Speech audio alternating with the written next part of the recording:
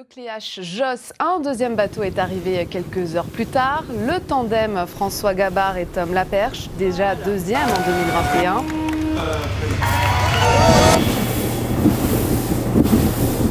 On a fait une super Jacques Vabre avec François, 15 jours de navigation sur le trimaran des Arctiques, c'était assez merveilleux. Petite deuxième place, donc un tout petit peu de déception parce qu'on était dans le coup, mais des choses validées pour la suite et de la mise en confiance pour moi pour ce tour du monde début janvier.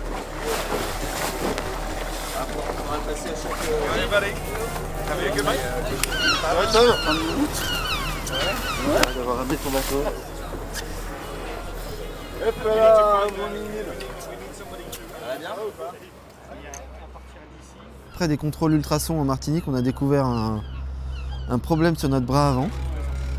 Et du coup là on est à Concarneau, après une traversée de l'Atlantique Express de notre équipe de convoyeurs.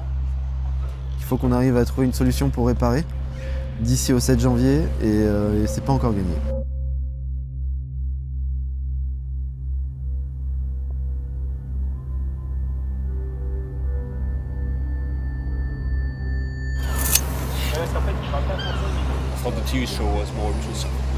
Le barreau, qui est vraiment la pièce structurelle du bras, est délaminé.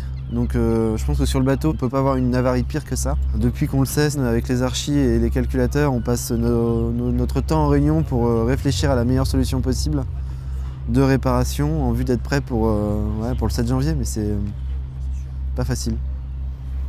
On avait déjà peu de temps par rapport aux différents sujets à contrôler, et donc ça, on a ça qui se rajoute, le bras avant.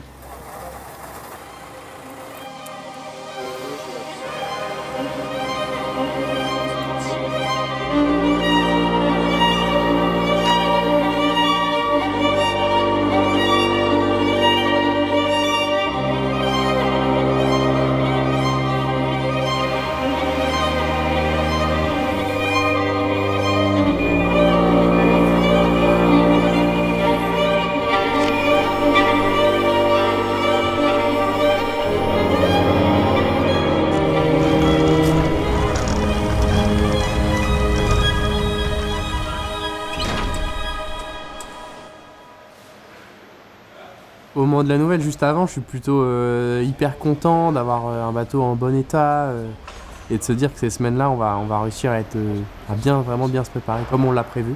Il y a souvent des aléas en course au large et là, c'est un de plus, c'est un gros aléa. Et donc ça m'affecte au début.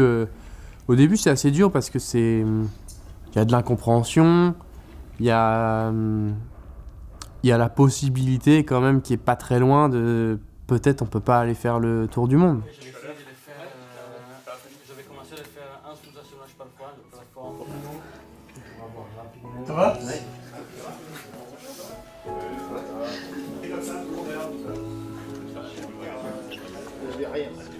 On peut partir à l'échelle de la planète naviguer avec cette zone-là, des zones névralgiques du bateau endommagées. De notre petit bras et de l'étendue des réparations. Donc globalement notre barreau il est tout simplement il est fêlé en deux, autour de l'axe du bateau, sur environ 1 mètre. Point critique aujourd'hui c'est la fabrication de ces barreaux là par CDK, donc il faut qu'on accélère au maximum ces fabrications-là. Là évidemment aussi un problème de matière, ça se trouve pas comme ça parce qu'on a besoin de 600 mètres carrés pour la réparation.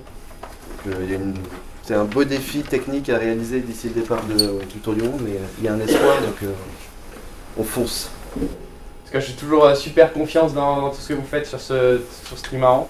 Maintenant on sait que le temps va être compté et ça va être serré, mais moi j'y crois. J'ai envie en tout cas de partir sur cette course. Je me sens à l'aise aujourd'hui sur le bateau. Ce qu'on a fait depuis 2 ans avec vous tous et avec François, c'est assez merveilleux et donc merci pour tout ça.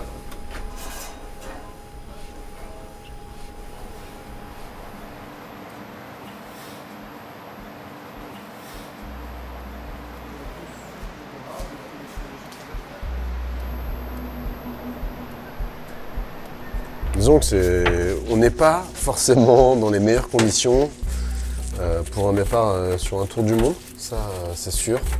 Ça met un petit coup de bambou de se dire que potentiellement on envoie Tom avec un bateau qui sera réparé, mais de là à savoir si la réparation est faite comme il faut, c'est qu'on a très peu de temps pour réfléchir à comment réparer et que On se doit de tout faire pour qu'il prenne le départ, à savoir du coup bosser et réparer son bateau. C'est sûr que t'es toujours un peu en flip en te disant est-ce que j'ai pas oublié un truc. On sait qu'on a l'entière confiance de Tom, le truc c'est qu'après est-ce que nous on a entière confiance en nous, ça c'est autre chose.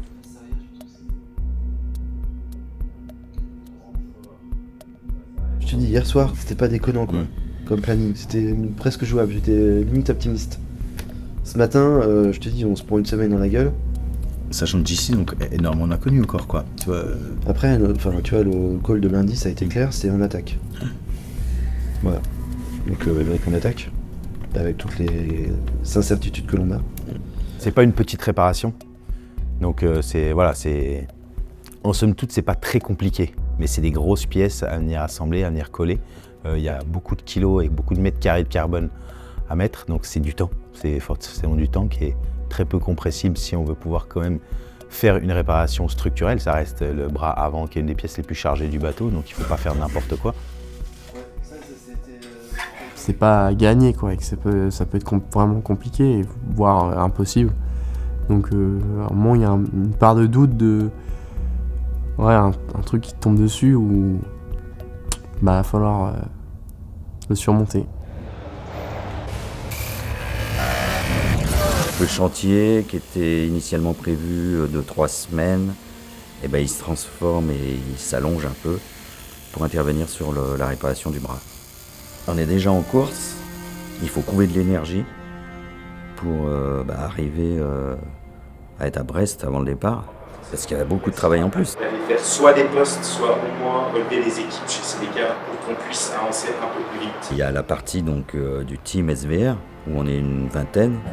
Mais il y a aussi la structure Merconcept avec tous les bodybuilders. Les gens restent mobilisés chacun dans leur domaine.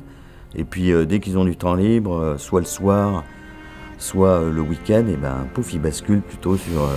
il faut avancer, d'empiler des tissus pour la réparation du bras. Ça va. C'est pas poser la question sur le temps que ça allait prendre et les disponibilités des gens. C'est adapté. L'équipe s'adapte. Ça se fait tout seul. Il y a toujours des volontaires, ça tourne, c'est impressionnant, enfin, c'est top. C'est tendu, on a envie de faire au mieux, vite mais sans faire de bêtises et c'est stressant. Pour l'instant on est dans le planning, il faut pas traîner, il faut rester mobilisé et encore plus à cause de cette petite avarie, cette grosse avarie, pas une petite avarie.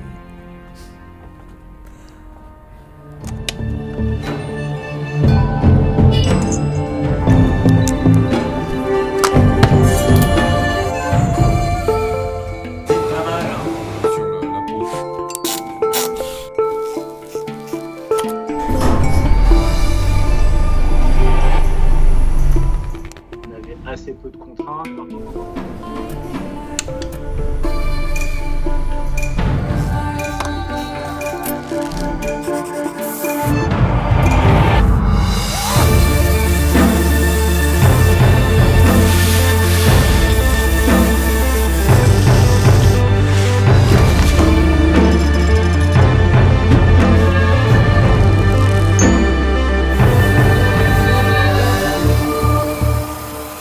Le standard de Merconcept, il est là et il reste là même dans la réparation du bateau. C'est dans le détail qu'on fait la différence. Il n'y a rien qui est laissé au hasard.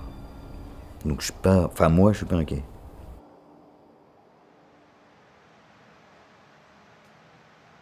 Que je pars en solitaire sur cette course, sur ce tour du monde, je suis tout seul sur le bateau, mais au final c'est tout sauf un sport seul. Tous les gens qui gravitent autour d'un projet comme ça, même si t'es pas celui qui part naviguer, c'est quand même un domaine qui est un petit peu particulier. Et là-dedans, pour être performant, pour être là en ce moment à faire énormément d'heures, être investi à fond, il y a une part d'envie et de passion, c'est sûr. On a beaucoup de chance de pouvoir approcher ce milieu, travailler sur ces bateaux. Puis comme on se connaît depuis longtemps, on commence à plus ou moins avoir de l'affection entre les gens, l'intérêt les uns pour les autres, la bienveillance. C'est une équipe, c'est un groupe qui a envie de s'aider, chacun dans son domaine, chacun ultra performant dans son domaine. j'ai envie de dire, on est tous ensemble, on a tous envie que le Trimaran sur l'Arctique il aille le mieux possible, le plus vite possible, qu'on réussisse ce tour du monde. Et on sera fiers, quoi qu'il se passe, que le bateau soit au départ et on sera fiers qu'il soit arrivé. Moi j'ai confiance en tout le monde, je pars piloter le bateau, mais on est tous ensemble. Ouais, je fais la pré à physique et après... Pour l'instant, c'est plutôt dans le bon sens pour être capable de prendre le départ le 7 janvier. Et voilà, maintenant, moi être prêt, il faut que c'est un peu le dilemme entre suivre ce qui se passe, avoir envie d'être avec les gars, de partager ça, et en même temps, pas laisser d'énergie trop dedans, parce que le 7 janvier, moi, je dois partir pour 40-45 jours à fond, tout seul sur le Grand Trimaran.